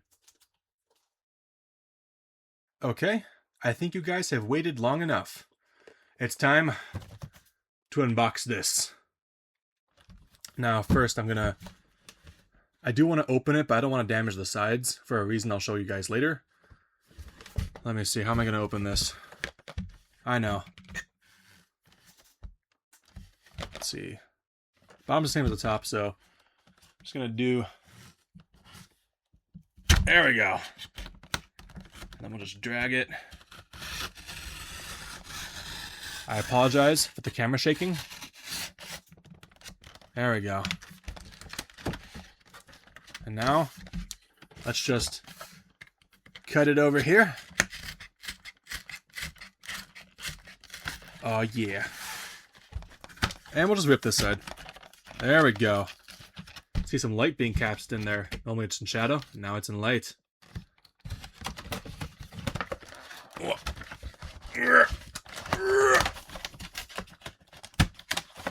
There we go. Boom. I do like the shaking of the camera when I drop stuff. Anyway, I do have 2 leftover sleeves from those 2 shiny cards I put in my binder. These sleeves are like really used. You can see the outline of the cards that used to be in them. But they're good enough for these cards. That's fun. Can I... Whoa! I'll just do this the normal way. There we go. Oh, yeah. I touch them very... Where'd the sleeves go? There they are. Touch them very minimally. Wait a minute, what the heck is... Oh, the code card. I don't know if my friend... well, you know what? You saw the letters. I'll let anyone who wants that have it. I will flash them again. Boopity boop. There you go. Can't give it to my friend now because someone's going to steal the code. I don't care. I basically bought the whole thing just for these 2 cards. But you know what? I like pins.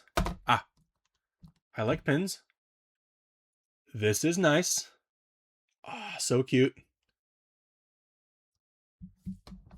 And this is extra nice.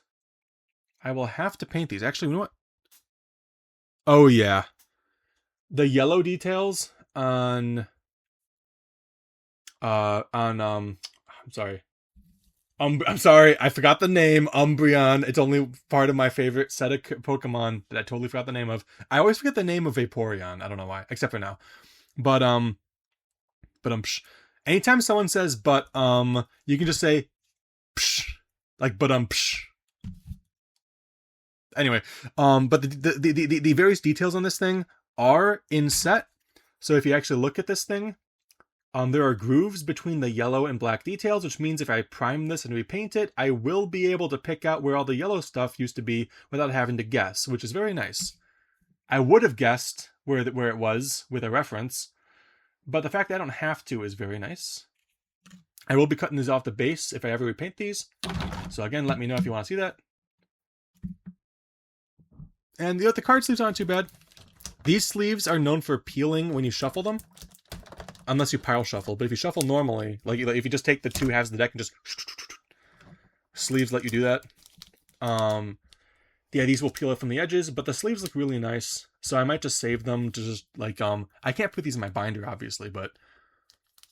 I might save these to put, like, other cards in or something. I don't know. I might use them for something besides Pokemon. That'd be fun. I like to use these kinds of sleeves for extra deck cards, for like Yu-Gi-Oh! If you sleeve a Yu-Gi-Oh! Card in a normal sleeve, you can then put it in a magic-sized or a standard-sized sleeve. Anyway, this is what we're here for. Oh yeah. That is the responsible way to dump out your packs. Okay. How many packs do we got? I think it's 10. Let me see. 1, 2, 3, 4, 5, 6, 7, 8, 9, 10, 11? Is it really 11 packs? I tossed the box away, so I can't verify that. But I'm just going to count again. 1, 2, 3, 4, 5, 6, 7, 8. Yeah, it's 11. That's cool. I thought it was 10. Okay. Well, if the packs are $5 a piece, that's what I value them at. If they're $5 a piece, that's $55, which means the rest of the thing was 15. Or maybe 20? I don't know. Tax. I don't remember exactly what I paid. I think it was $80, including tax. I don't know. I just want to point out these packs. So remember the whole box. I bought it for like $70 to $80. I forget which. I've seen it for as the average price I've seen it for on eBay is $170 or $169 to be more specific. $169 is also the square of 13. 13 squared is 169. All you have to do is subtract 100 and you're golden. So anyway, so yeah, the box online is marked up almost $100. These packs, I looked them up online. By the way, these packs can be gotten in a lot of different boxes, not just the one I showed you. There are versions that there are tins that had 2 of them in there, and I think it was like $20 for the tin, and I'm like, geez. Could have sworn Pokemon tins used to be cheaper. Anyway, these packs, I kept seeing them for like $8 to $10, and I had to look up online. I actually watched a video of a guy opening all the boxes these things came in, all the different products that featured these packs, except for the one that I showed you, because the one with these two promos hadn't come out yet. But the guy opened all the other ones that came with these packs, and I watched it just to make sure, just to see. I was like, well, are these packs expensive because they come with like special rare cards or something? Magic the Gathering has collector boosters. They also have the Masters sets. The Masters sets from Magic the Gathering come with more powerful cards. They take the rare cards from all the other sets, the rares and mythics, and they plop them all into the Masters set, and then they charge double price or more. And usually that double price is MSRP, and that price will increase, so it becomes like triple or quadruple price, or as time goes on. Booster packs. So for Magic the Gathering, typically booster packs that have been around for a long time will either decrease or increase in price depending on the value of the cards you could potentially pull in them. Whereas the packs that have been out for like 1 or 2 years would still be normal price typically. Pokemon, because of the scalpers, I have no idea. So that's why I looked up the cards. I looked up an opening of the packs, and these seem to be normal. With the exception of a chance of pulling the shiny super special awesome cards. Just to quote Yugi Moto from the Abridged series there. Like with the exception of pulling the super special awesome cards, these seem to be no different than those Walmart packs I opened. So they're not really Walmart packs, they're like MJ Holding or something, I don't know. Do I have the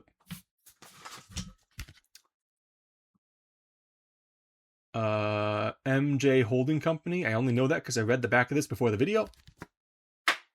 Okay, so without any further ado, I need to start opening these packs. Now, I'm just gonna combo up these arts over here. So we got the Sylveon, we got the 3 originals, we got Espeon and Umbreon, Glaceon and Leafeon. I always thought Leafeon should be green, not yellow, because we don't actually have a green one. We just have 2 yellows and 2 blues and some other ones. So, da bit of boop, da bit of bop. Okay. So we got 2 of those, 3 of the other ones. That's pretty much statistically average. I'm gonna choose. Oh wait, my bad. So I like Glaceon, but Leafeon's one of my least favorites. One of them had to be one of my least favorites. I apologize if Leafeon is something you like. One of my friends likes Leafeon. I like all the other ones more. Now I'm going to roll a die, and that's going to determine which one I open first. 1, 2, 3, 4, 5, 6. 6. This is the one.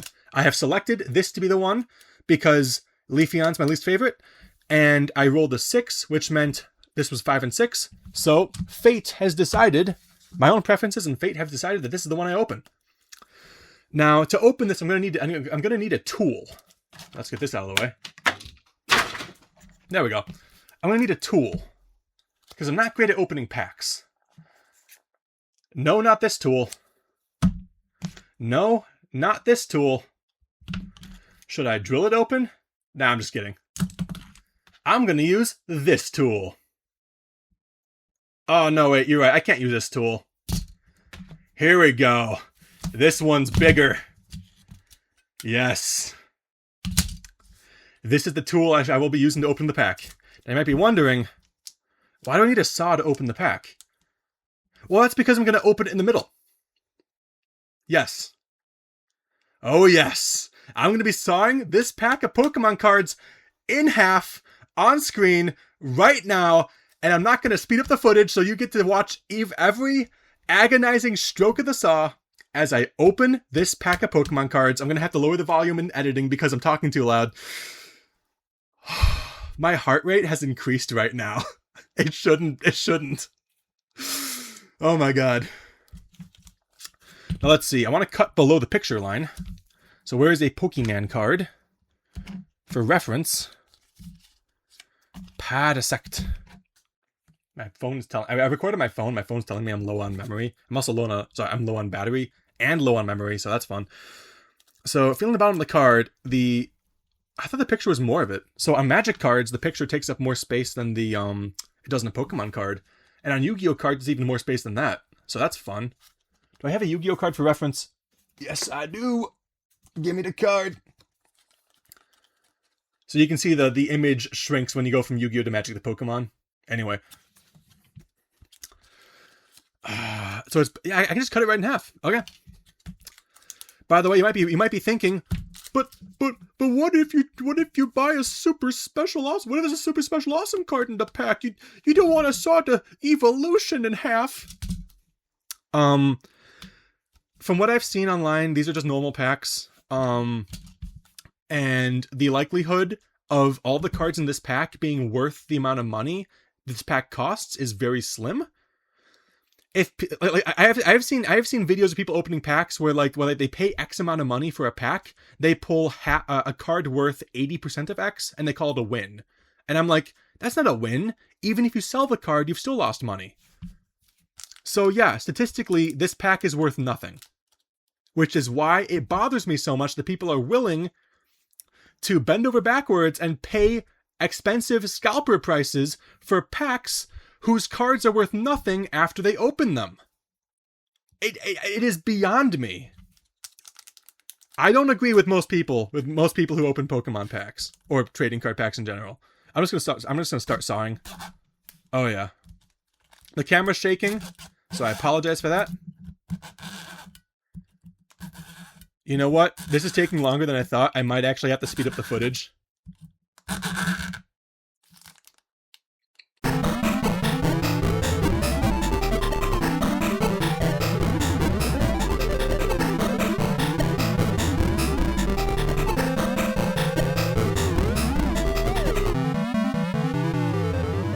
Okay, so I'm most of the way done sawing through this pack.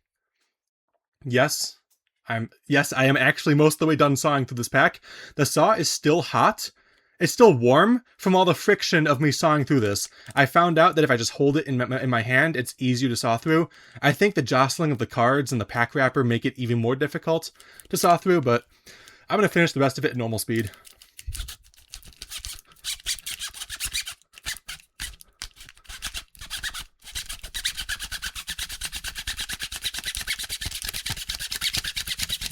I can see all the dust coming up, or at least I can.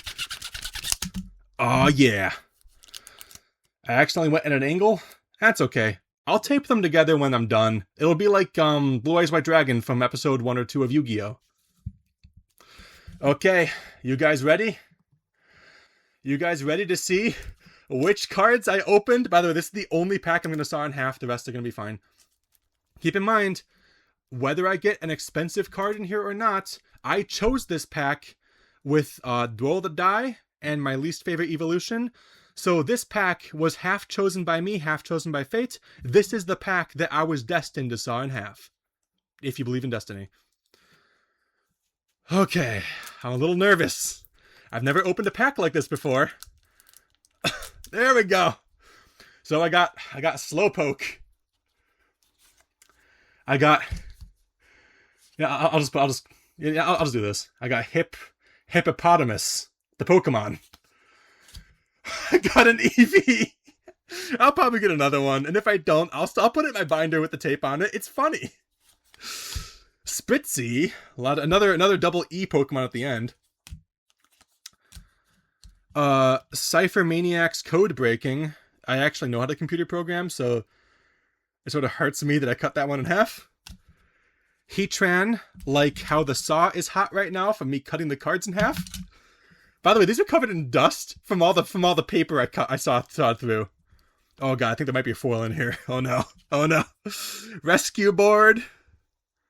It looks like it did cut into the images for some of them. I wasn't trying to. I guess I started a little too high. Whatever. That's a skateboard. We got Whimsicott. Evolves from Cottony.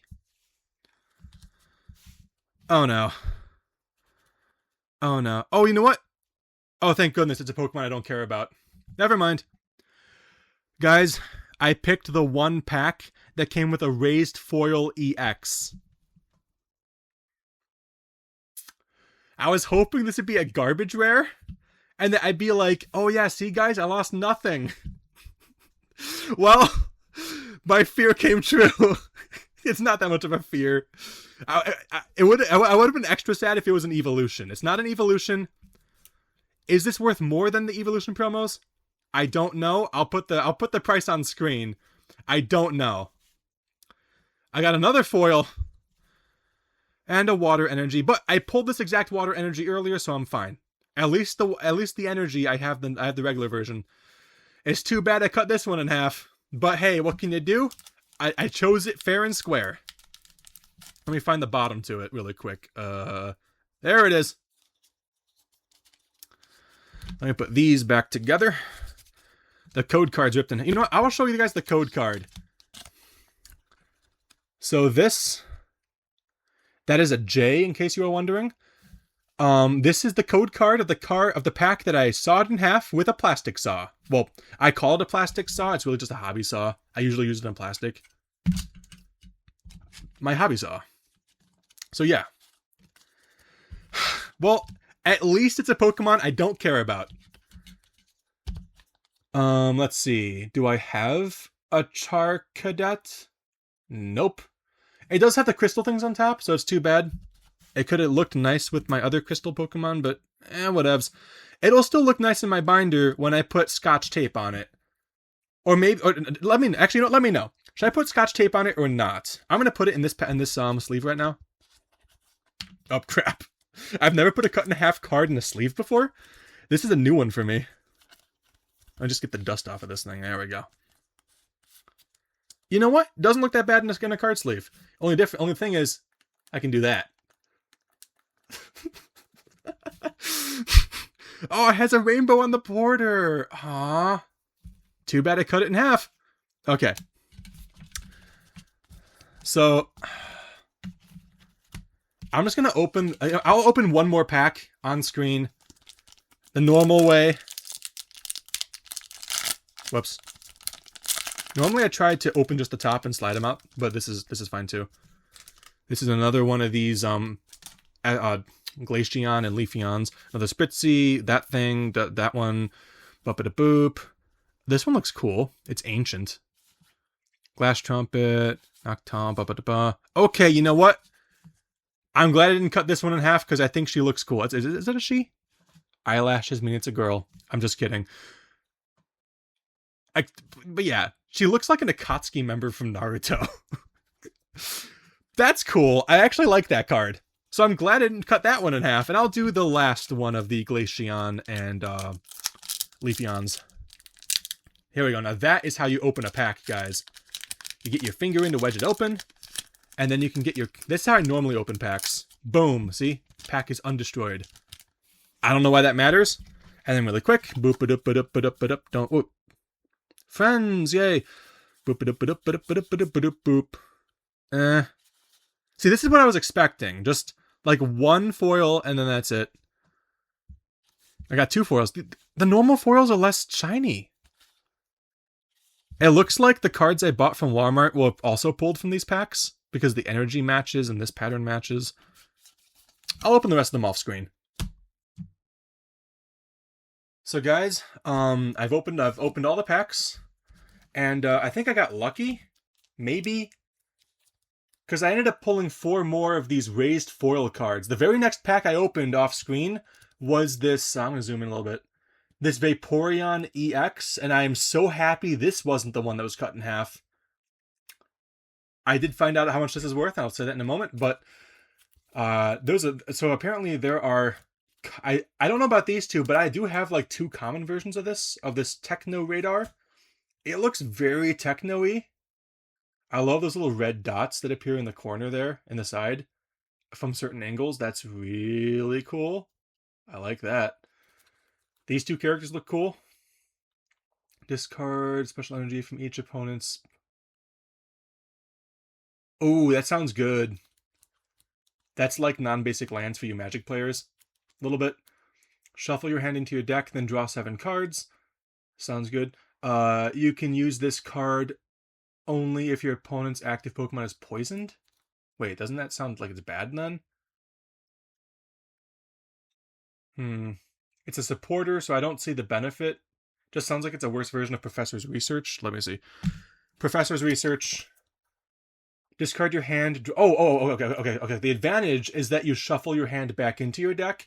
So for those of you who don't play the Pokemon TCG, from my experience, is that it's actually very common to run through your entire deck with draw cards and search cards, because Pokemon is very generous with draw and search cards.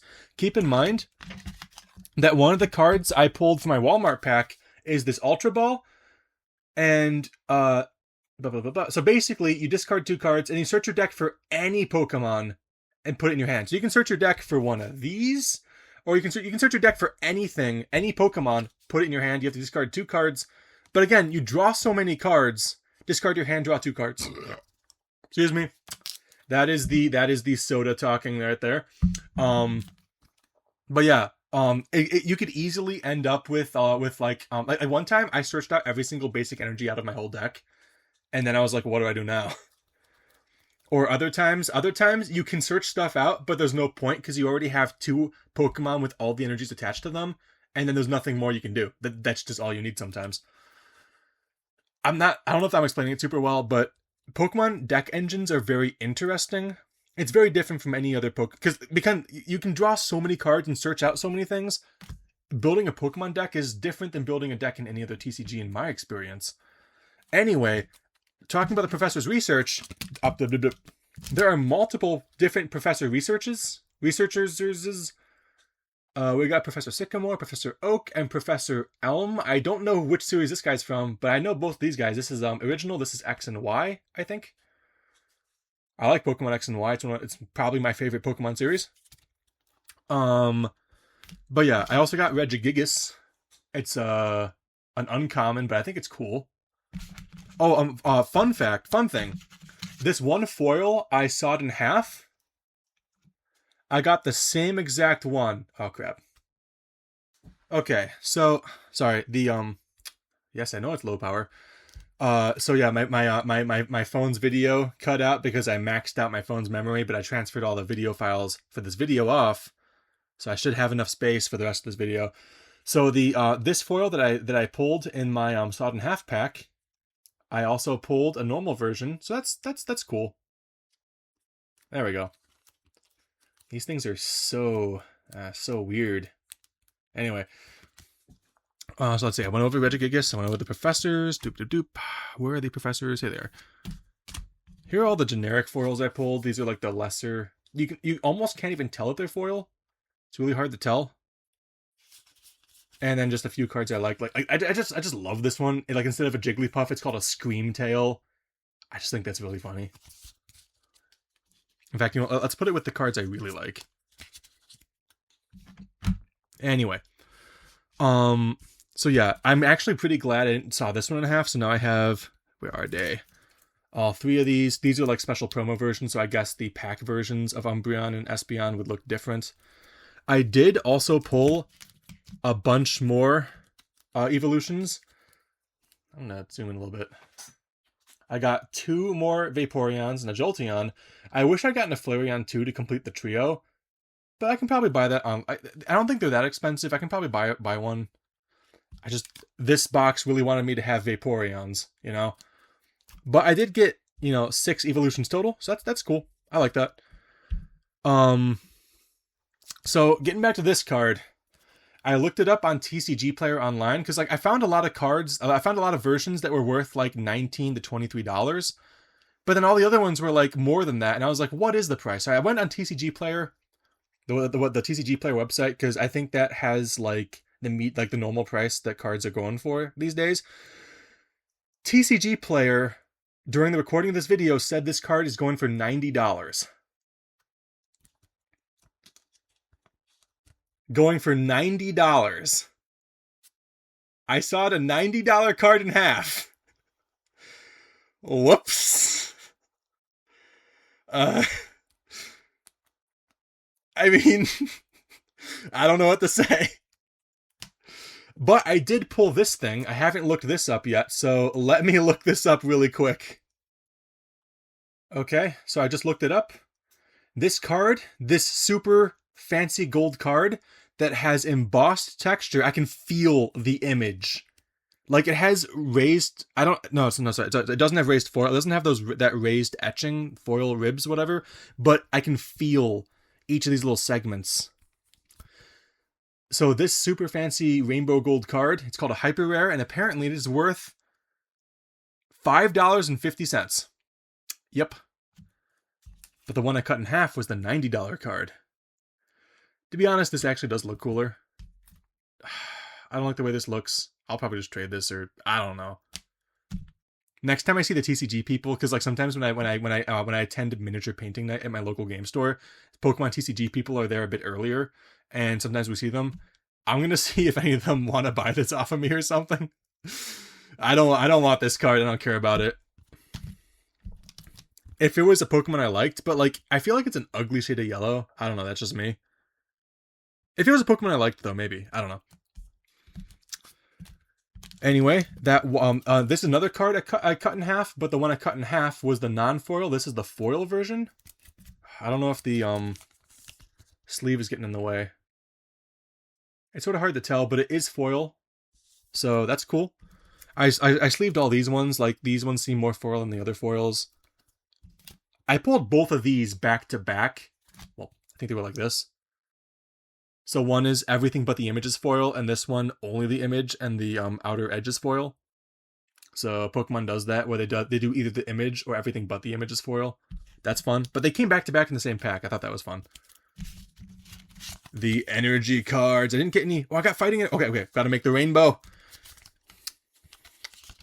Trading card the rainbow. Taste the rainbow. This is darker than it used to be, right? I think I could have sworn it used to be brighter orange. Maybe they did that to It looks more brown than orange now. Brown is just dark orange. I just want people to know that. That being said, you can still make brown by mixing in blue sometimes, apparently. There we go. Got the full rainbow of these crystal cards. That's cool. Yeah. Oh, one last thing. I did get Baniri. I should probably zoom in. I did get Baniri and Lopunny as foils.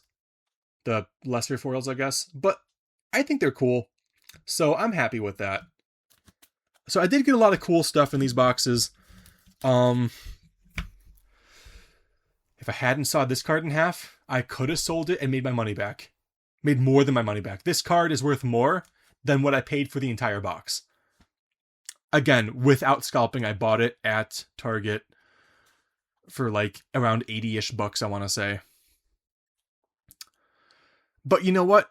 If I didn't sell this, it wouldn't matter what it's worth. Because that's the thing. That's how I look at trading cards. If I don't sell the card, then it's worth nothing. At least, like financially, it's worth nothing. It's only worth money if you sell it. Because the thing is, for example, Olimog the Ceaseless Hunger is a magic card. When it attacks, the player takes the top 10 cards of their deck, and they exile them. So if it only attacks a few times in a 60 like back in standard and 60 card deck format, that was it. It only had to attack like I want to say like 5 times. And like Eldrazi, it's an Eldrazi. The whole strategy was to exile cards from your opponent's deck. So maybe 4 attacks and that's it. And it's also an indestructible 10/10, which is huge in Magic.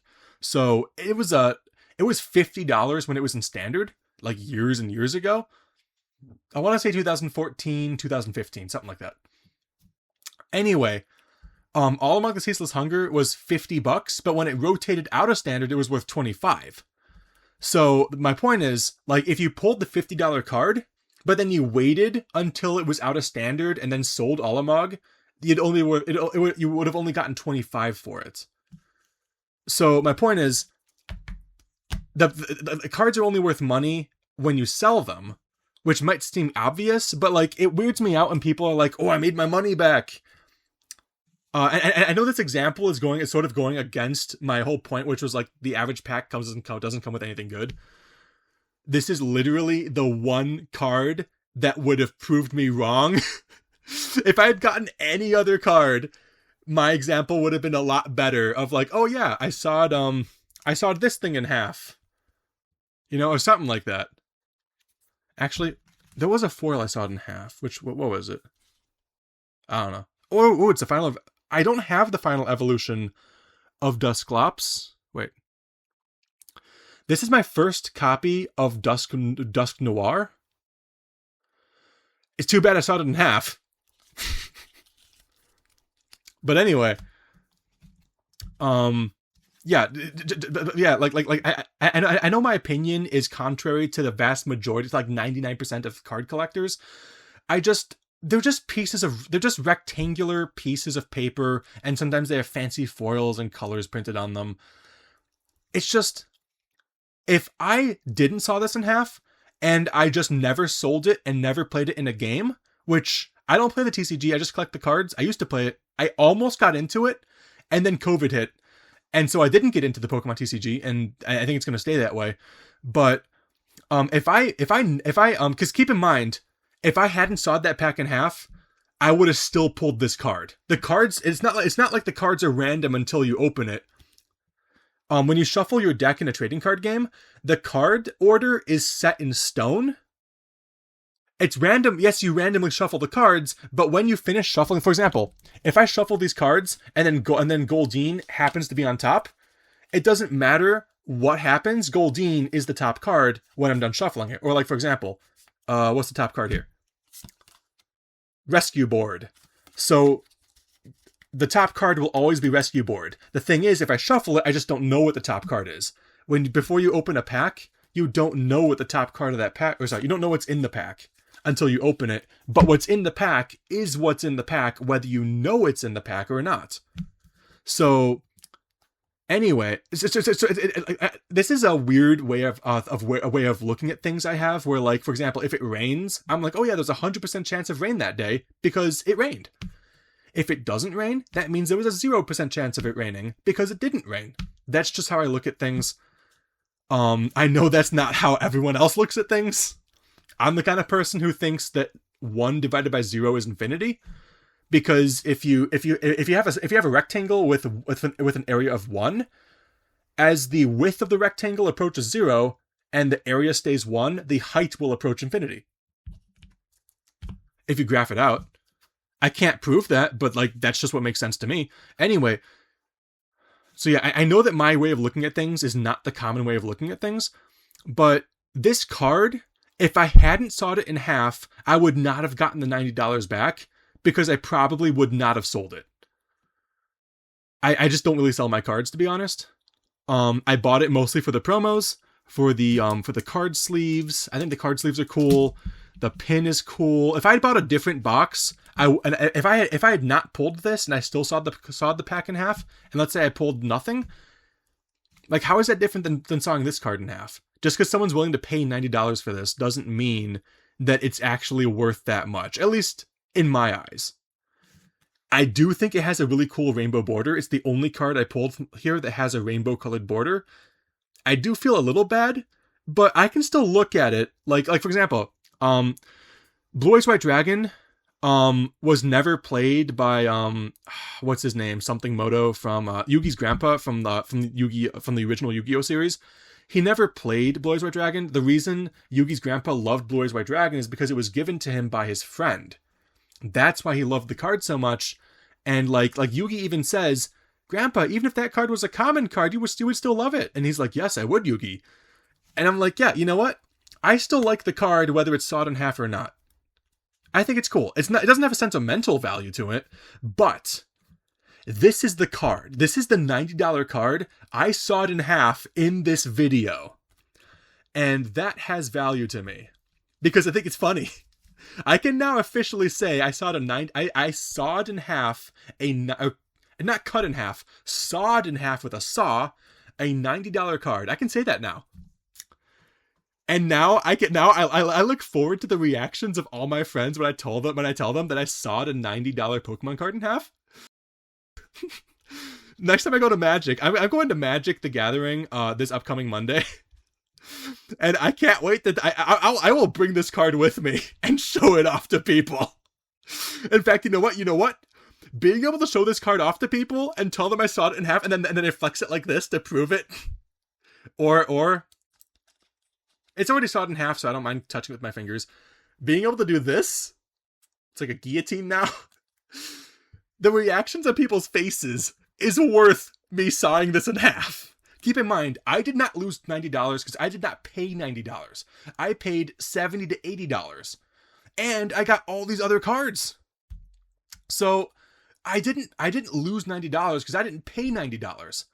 If I don't sell it, it's not worth what people are asking for. At least to me. That's how I look at it. Feel free to disagree with me. That's totally fine. I understand that most people will disagree with me, but to me, I didn't lose $90 because I was never going to sell it.